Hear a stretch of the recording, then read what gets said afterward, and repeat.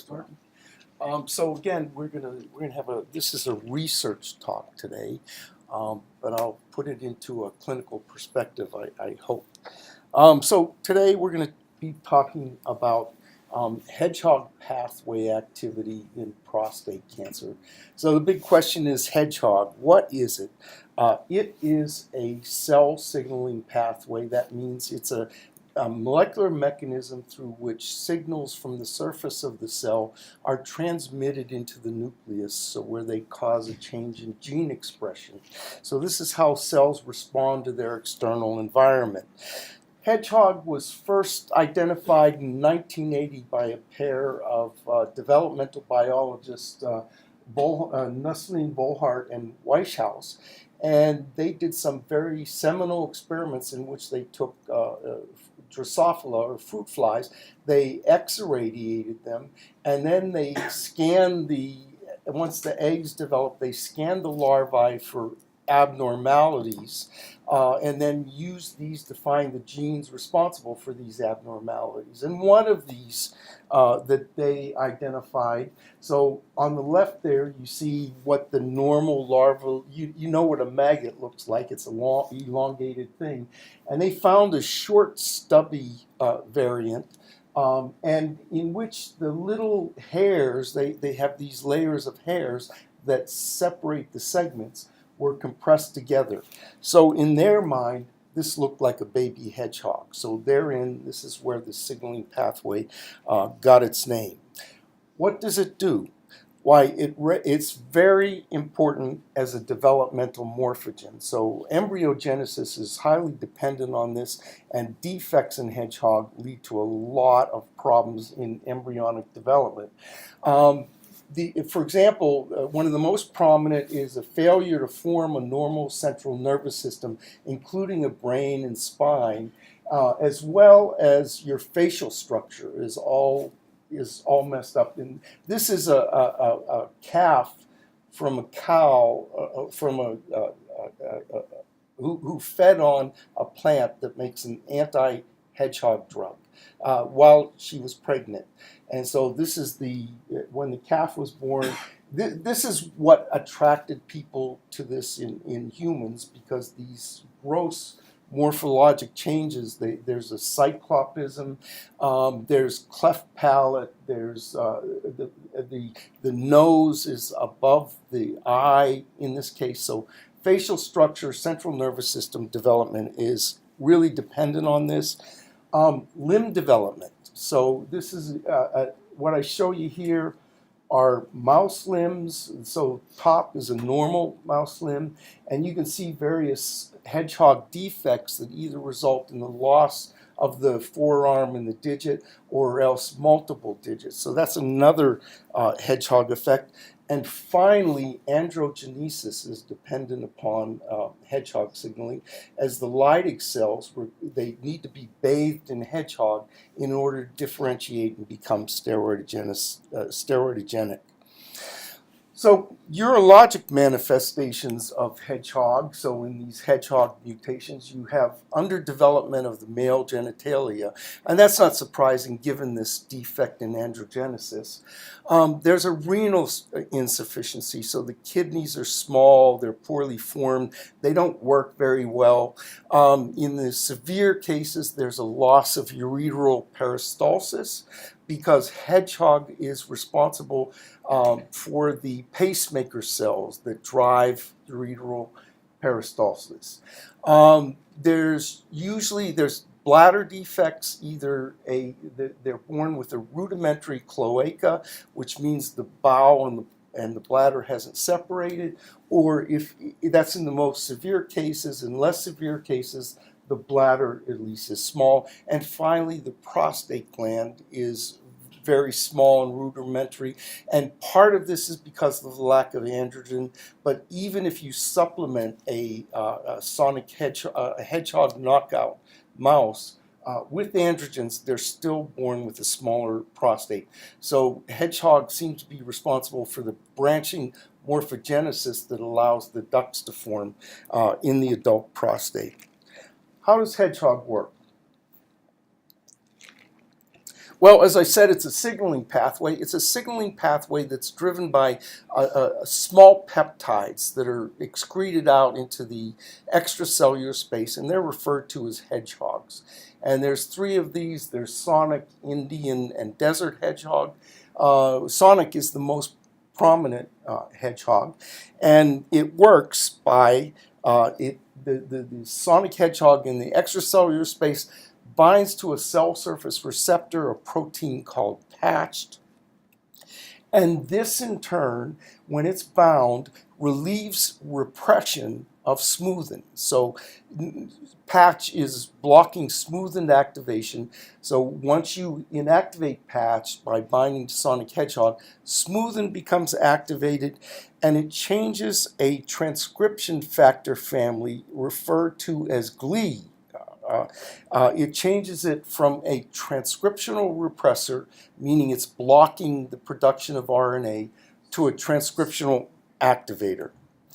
And all of this takes place in a particular cell organelle called the primary cilia. And you might know this from certain renal deficiencies associated with ciliary dysfunctions. Again, renal dysfunctions, but it's a single organelle on every cell, and this is where these GLE transcription factors are processed. So that's why this is necessary. Is Sonic soluble and patched is?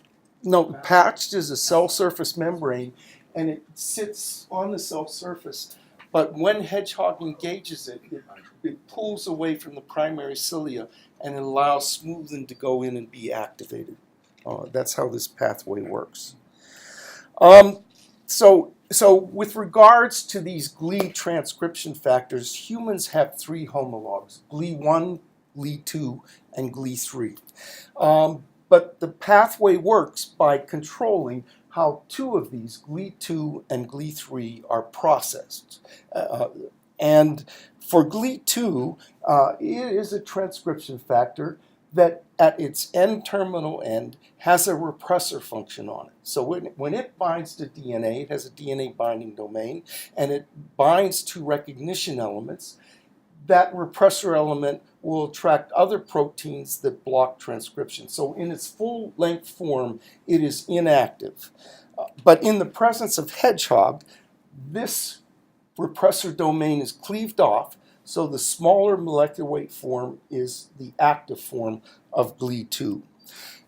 GLE3, in contrast, is just the opposite. So in the high molecular weight form, in its complete form, it is active.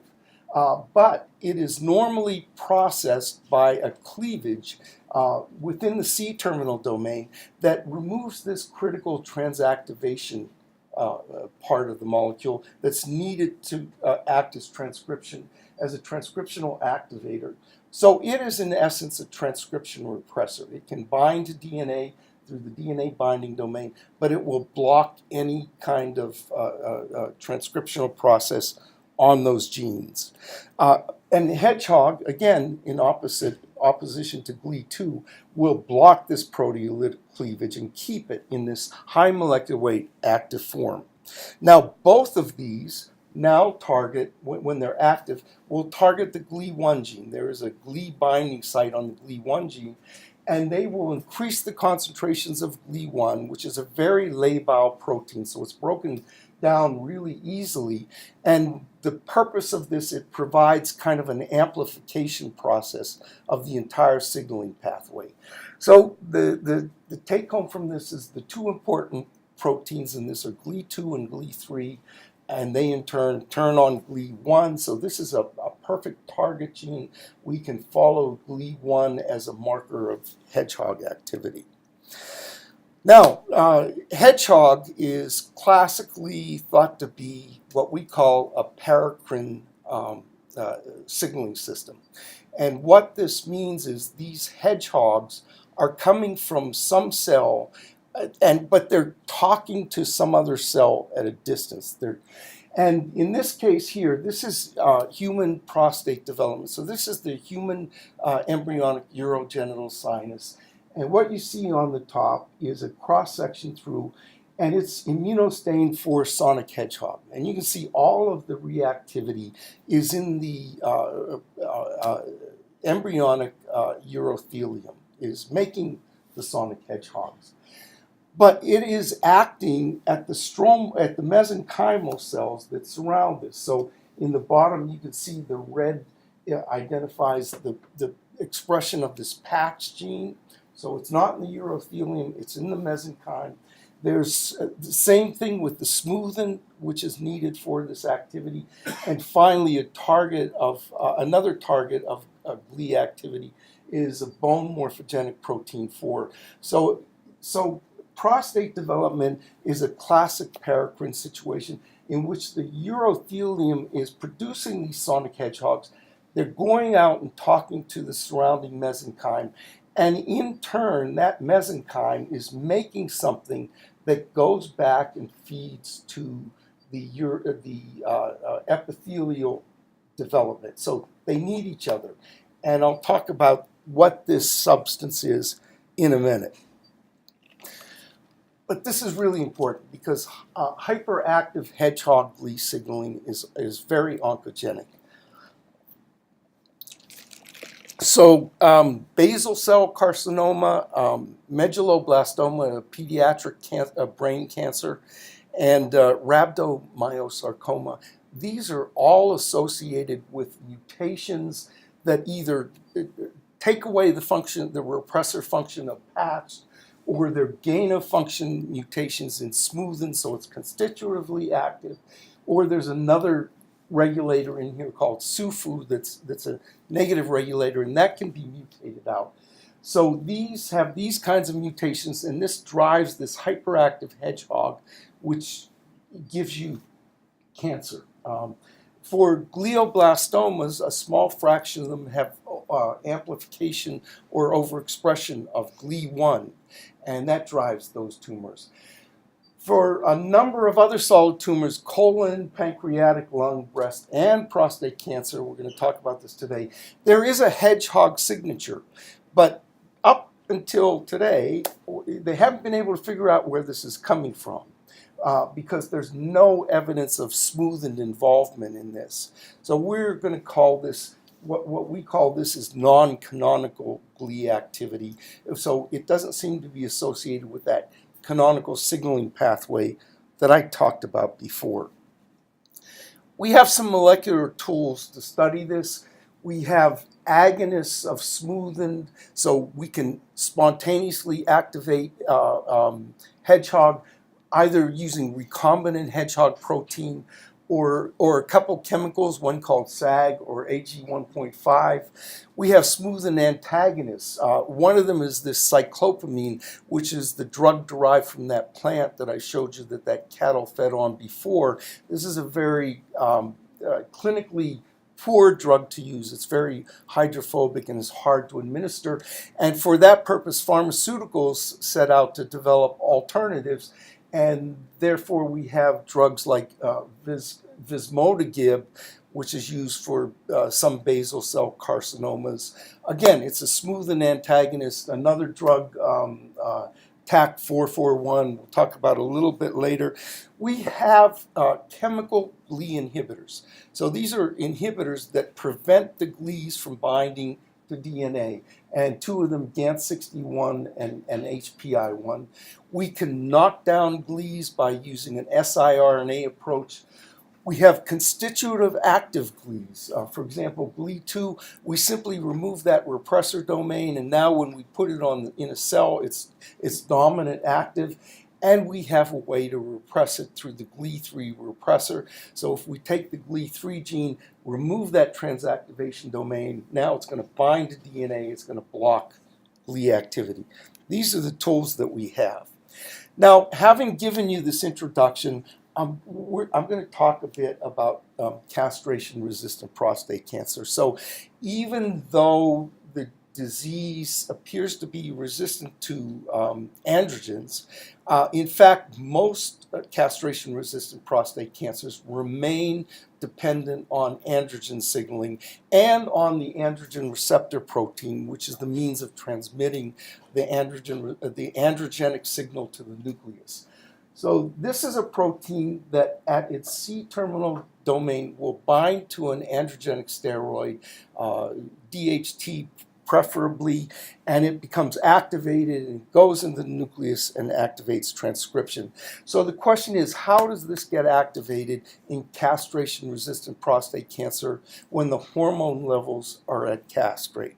And there's many mechanisms. It turns out there's not one mechanism. There's many mechanisms by which the prostate cancer cell can do this. One is by overexpressing this androgen receptor gene. So the gene can be amplified, so a prostate cancer cell can have multiple samples of this, and then the AR is so highly expressed that it kind of short circuits the whole thing and it becomes spontaneously active. There are many AR mutations that particularly abound in this ligand binding domain, and these mutations allow the androgen receptor to recognize other steroids or to recognize anti-androgens as agonists instead of antagonists. The tumor itself can produce its own steroid. So we call this intratumoral steroidogenesis. And again, this is another thing that was fundamentally discovered, just to let you know, here at the Vancouver Prostate Center by my colleague Colleen Nelson. And finally, the prostate cancer cell can make truncated androgen receptors. And these are androgen receptors that lack that binding domain, that steroid binding domain. So without that, they are constitutively active. So this is the problem with using the androgen receptor as a target for CRPC. It has so many escape routes that anything we do right now that's targeting this androgen binding site is going to be short-circuited through one mechanism or another. So that's why what we're seeing is with these introduction of these new anti-androgens, you get a little bit further, but it's not really very robust. So with all of that as background, let's return to CRPC, and I wanted to talk about this Paracrine hedgehog signaling process. So as I told you before, in development, the urogenital sinus epithelium makes the hedgehogs that talk to the mesenchyme, and they're making something that is then talking back to the epithelium, stimulating its growth. And people have looked into this and they've asked, what is these substances that are made? And let me just summarize this by saying a lot of people see certain growth factors and that are upregulated by hedgehogs, so they attribute this effect to these things. Well, what I discovered way back when I was in New York is that androgen deprivation, if we take prostate cancer cells in culture and we androgen deprive them because they need androgens to grow, and we ask what are the genes that are changed by this, and one of the biggest changes was in the production of this sonic hedgehog gene. So you can see the graph at the top on the left that sonic hedgehog messenger RNA is upregulated about 30,000 fold in these cancer cells. And likewise on the right side, you can see what we call Western blots, where we use an antibody that recognizes these sonic hedgehogs. And you see none in cells maintained in androgen, but when you take androgens away, you see that this protein just skyrockets up. So prostate cancer cells are becoming virtual hedgehog factories when you take away androgen. And it doesn't matter what prostate cancer cell line we look at several different AR positive lines, and every one was the same result. You take away androgens, they become hedgehog factories, and they're secreted out and they're active. So we can take the medium from these cells, we can put it on hedgehog responsive cells, and they will have a hedgehog response.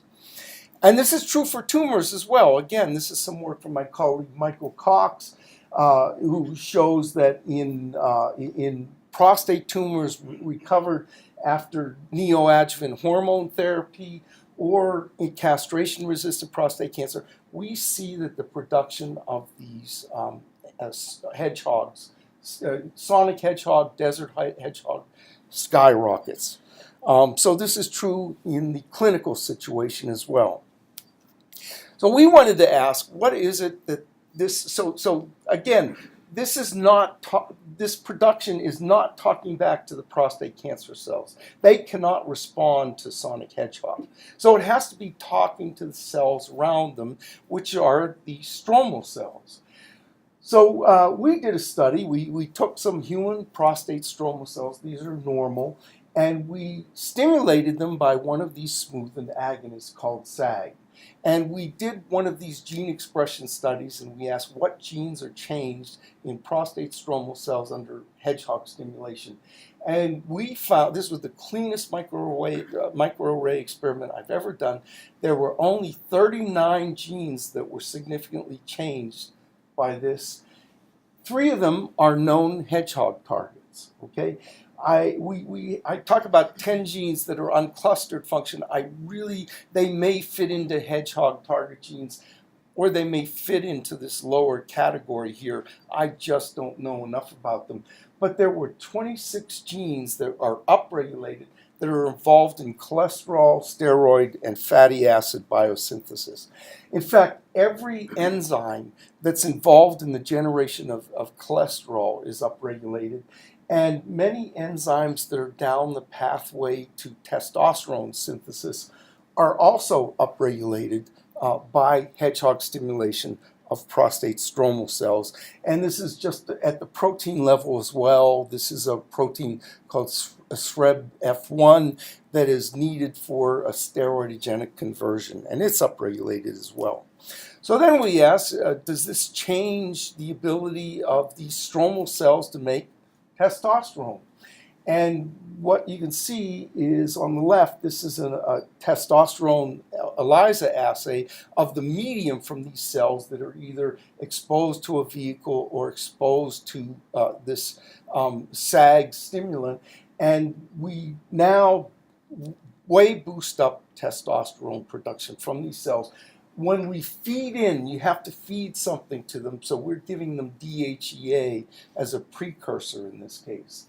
And on the right side, this is the same experiment, a different stimulant, AG 1.5, and a different feed-in. So now we're giving cholesterol from the top of the pathway, but again, we see not only testosterone, but all of the precursors of this testosterone are also upregulated here. And again, the common hypothesis is that this intratumoral steroidogenesis that I talked about is coming from the cancer cells themselves.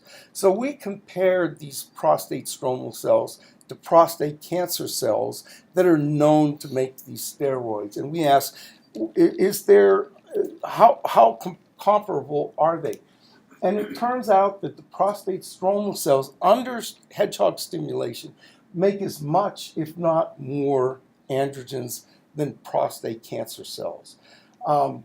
And finally, we know that they require continuous hedgehog stimulation for this, because if you now take away the stimulant, they stop producing testosterone.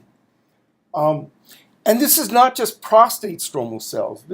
We see the same thing if we take human bone marrow stromal cells, and they become steroidogenic when you stimulate them with a hedgehog stimulant.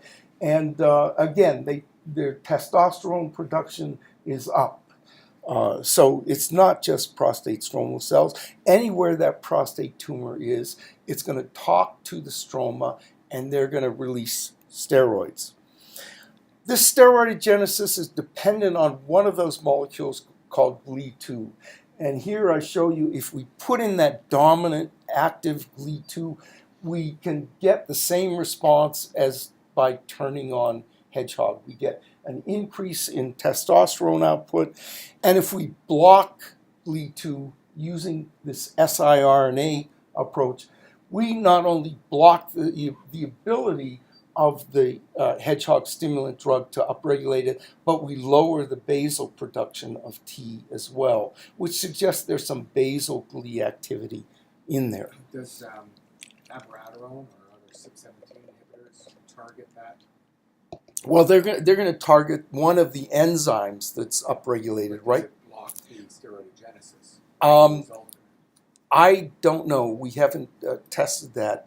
But it's interesting that abiraterone actually becomes complexed with hedgehogs.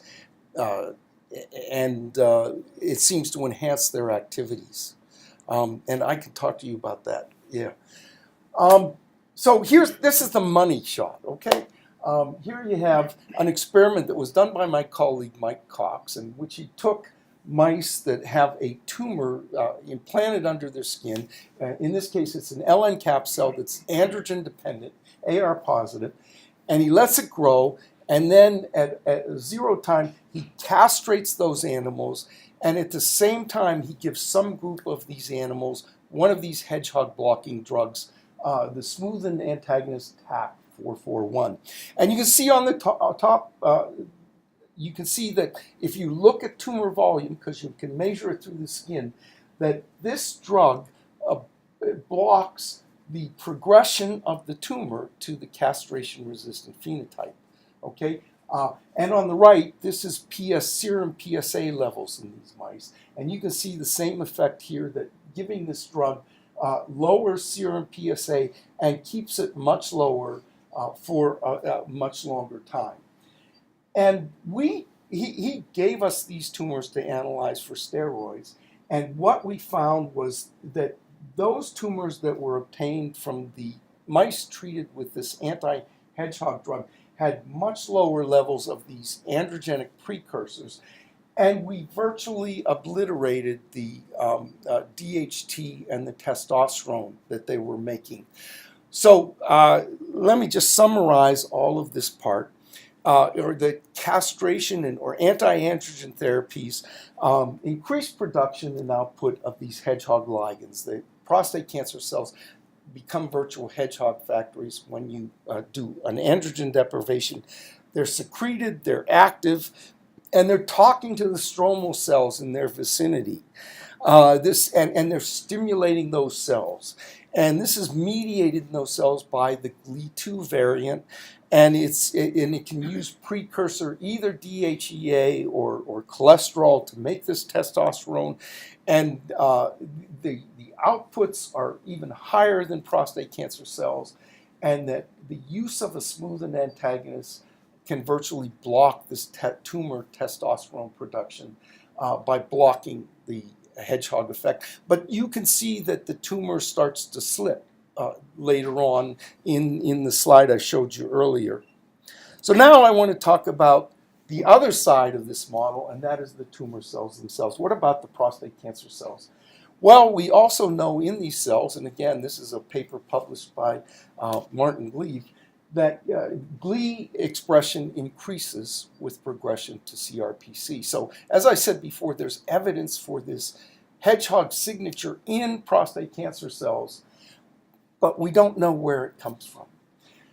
But all it takes is for us to to overexpress this dominant active GLE2 in prostate cancer cells that we grow in culture, and now they can escape from hormonal control. So all they need is this hyperactive GLE2, and they can now grow in a medium that lacks androgen, whereas the parental cells or control cells cannot grow. And here's the conundrum, as I said, there's no evidence for smoothing in this process. We can take an activated smoothen, and if you put it in the skin, the mice will get fulminant skin cancer. If you put it in the brain, they'll get brain cancers. But if you put this in the prostate looks absolutely normal. So it looks like smoothing isn't doing anything there. There's lots of papers that say that there's this smoothing activity, but they're using cyclopamine to stop the growth of the cells at extremely excessive concentrations. So the drug is active at only 20 nanomolar concentrations, but they're using it at 10 micromolar. So all of this literature is probably wrong, because this is a dirty drug that has off-target effects.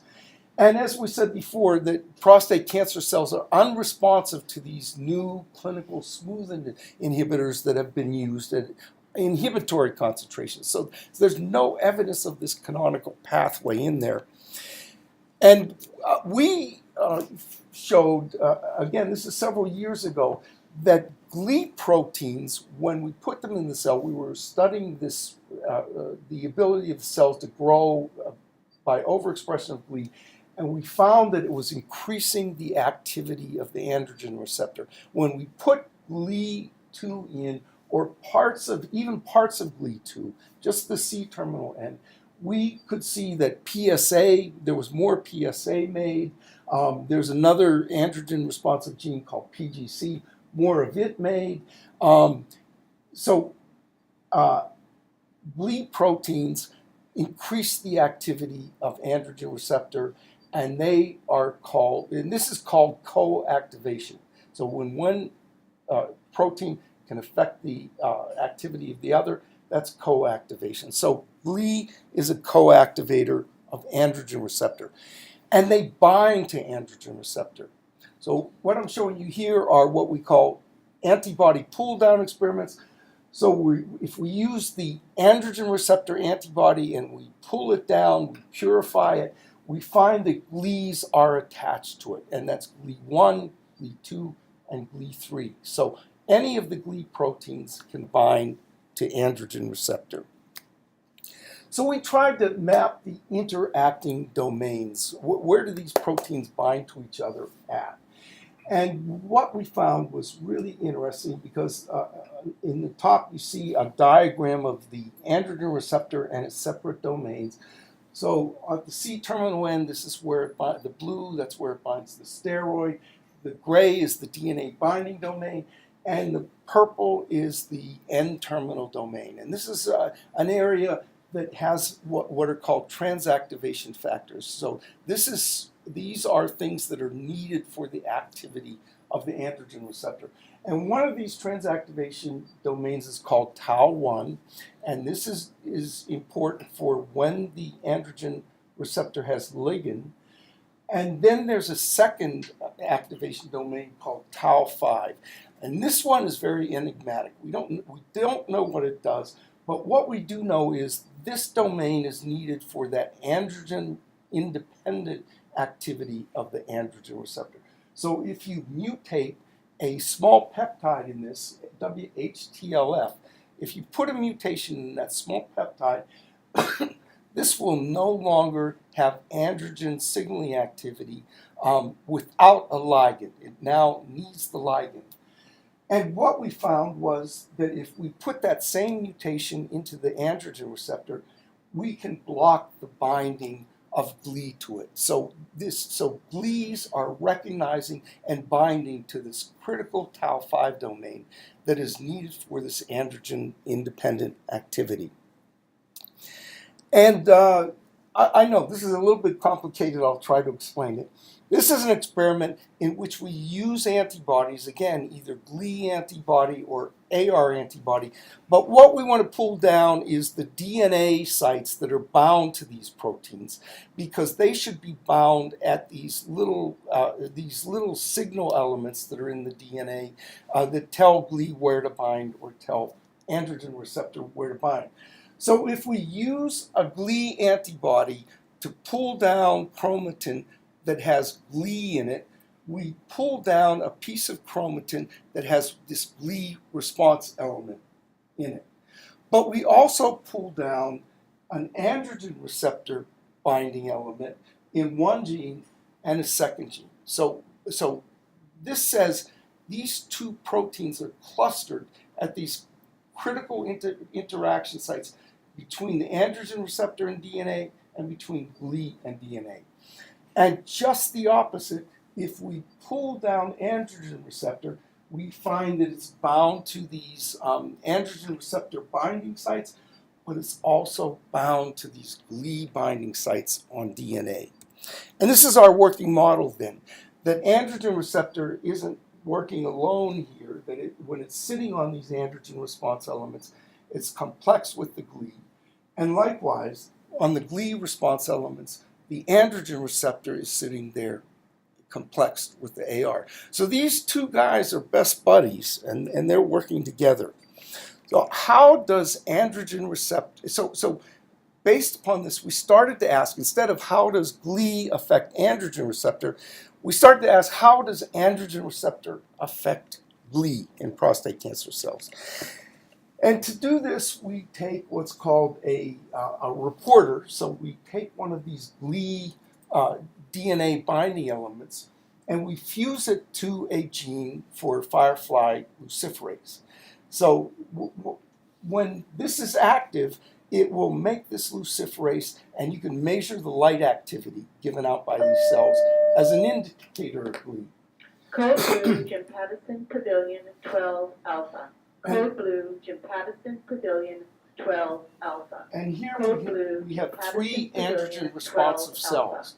And every one of them, when you give androgen to, they boost the output of this GLI. So androgen is turning on GLIs. And here we have a control cell that only makes that truncated receptor. So this is unresponsive to androgen. And it has a higher basal level than these cells, but it doesn't respond to androgen. And we can eliminate this reactivity by knocking out the androgen receptor. So we use an androgen receptor siRNA, and now androgen no longer upregulates GLI. So this requires the androgen receptor, and the truncated androgen receptor can do the same thing. It can upregulate GLI without any androgen. So now we started to look at this GLI binding site, or the AR binding site on GLI, instead of the GLI binding site on AR. Took a closer look at the AR binding site on GLI. And it turns out that the AR binds to one small site on the GLI molecule. It's called the protein processing domain. So this is a site that has these clusters of repeats that are phosphorylated and modified.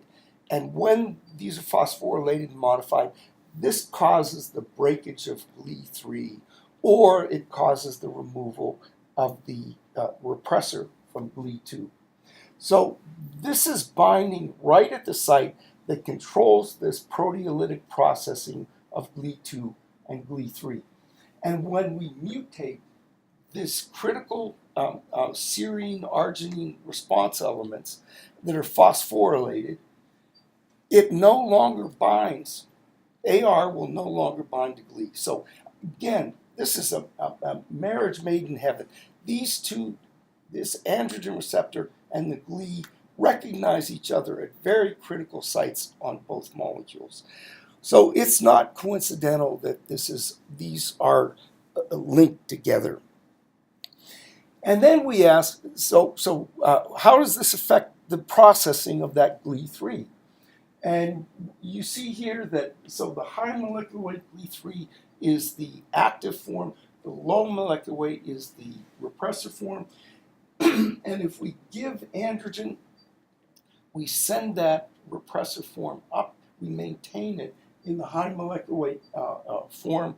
But if we take away the androgen receptor, it goes back down to this repressor form.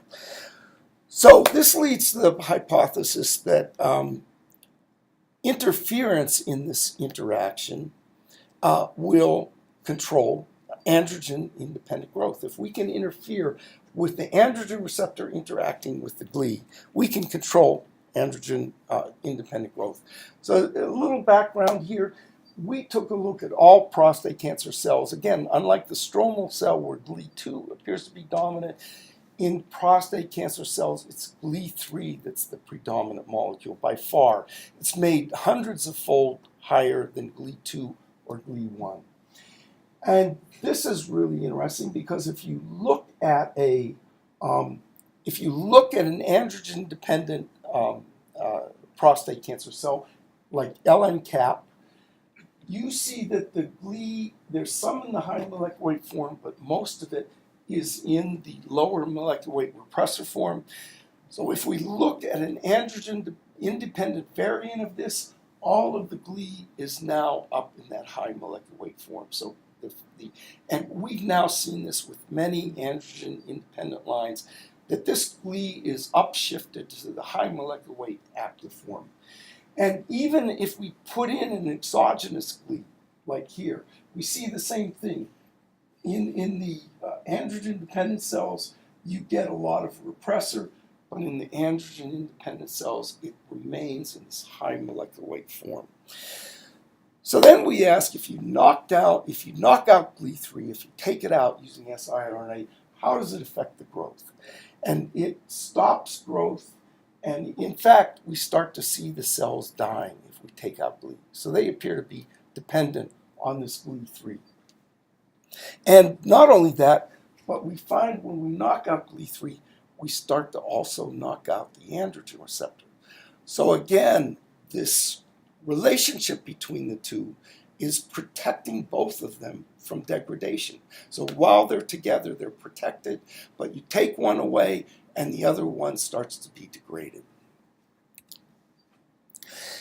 So here is an experiment where we use those GLE3 inhibitors that I talked about, and both of them are highly effective in blocking the growth of these either androgen-dependent or androgen-dependent cells. And what's really interesting about these drugs are these block GLE from binding to AR. We see that the androgen receptor response genes go up. So genes like PSA, so you're stopping the growth of these cells, but they're making more PSA. But what they're making less of are genes that are essential for cell growth, like this white set here. So we start to turn those growth genes off. So this leads us to the proposal I want to show you one more example of this. We can take a decoy peptide. So this is a small peptide made from GLE2 that has that androgen binding domain. And we can put it in a cell and it will stick to the androgen receptor, this peptide. And it will displace the high molecular weight GLE3 from this complex. And it will also slow growth in androgen-independent cells that are enzalutamide resistant, because this is a dose of enzalutamide that is super high. It's hardly doing a thing to these cells. But this small peptide inhibits growth much better than enzalutamide, and now when you combine it with enzalutamide, you get an even stronger effect. So we think this is where you should be targeting. You shouldn't be targeting, you don't need to target AR anymore. You're not going to get that much further with it. If we target GLE, we can block the growth that's associated. So our conclusions here: GLE is an AR coactivator, AR is a GLE coactivator, GLE3 is the dominant one in prostate cancer. This binding protects them both. They're again, very intimate relationship. But the GLE is the driver of growth, not AR. And that interference with the AR-GLE interaction can suppress androgen-dependent growth. And we're now starting work with the drug discovery facility of the prostate center to find small molecules that can interfere between the binding of these two. So we hope to have something within the next year that at least gives us a tool to start down this pathway to new drugs for prostate cancer. I want to close. I want to thank my colleagues that were involved in this work, particularly Nali, Amy Ann Lubick, and Manon Nuri and Sarah, and again, our funding for all of this project. Thank you. Yeah.